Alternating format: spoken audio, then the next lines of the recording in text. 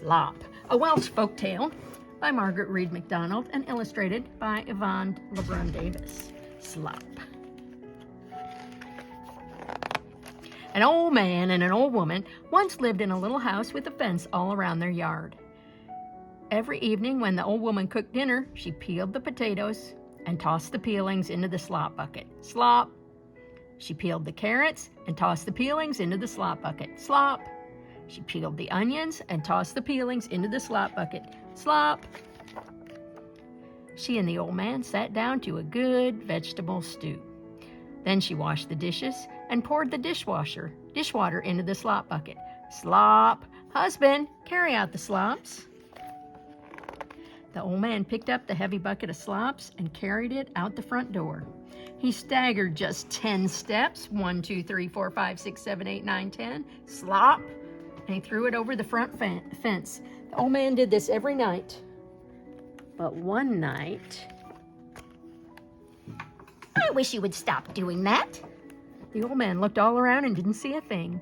I said, I wish you would stop doing that. And there at his feet was a wee little man. Must you pour your slops down my chimney every evening? But I pour my slops over the garden wall. And onto my house, said the little man. The old man peered over the garden wall, and he didn't see anything but rocks and weeds and slops. Would you like to see with my eyes? Asked the little man. Then put your foot on my foot and look again. So the old man very gently put his big foot on top of the wee little man's foot and peered over the garden wall once more. There was the wee little cottage, and oh my goodness, peelings hung from the roof. Peelings covered the yard, and dirty dishwater ran down the chimney and out the door. I've been pouring my slops down your chimney, said the old man.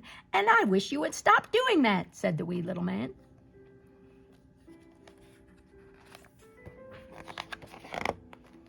The old man went back into the house and told his wife what he had seen. And the wee little man's wife has to mop up dirty dishwater and sweep out the peelings every day? That poor woman, said his wife. We must stop pouring our slops down the chimney. But where shall we pour them, said the old man. The bucket is so heavy, I could never manage to carry it around to the back garden wall and dump it. So they sat and thought. Then the old woman had an idea. If we had a door at the back of our house, you could walk just 10 steps out the back door. We can hire the carpenter to make us a new back door. That will cost money, and we have very little of that. I have a bit put by, said the old woman, and I will be glad to spend it to make our neighbors happy. So the door was made, and that evening the old woman peeled her potatoes and tossed the peelings into the slop bucket. Slop. She peeled her carrots and tossed the peelings into the slop bucket. Slop. She peeled her onions and tossed the peelings into the slop bucket. Slop. And they ate their good vegetable stew. She washed the dishes and poured the dishwater down into the slop bucket. Slop. Husband, carry out the slops. And the little old man picked up the slop bucket and he turned it, went out the back door. 1, 2, 3, 4, 5, 6, 7, 8, 9, 10. Slop. Right over the back fence. And then he listened. Thank you, neighbor. A good place for a compost heap.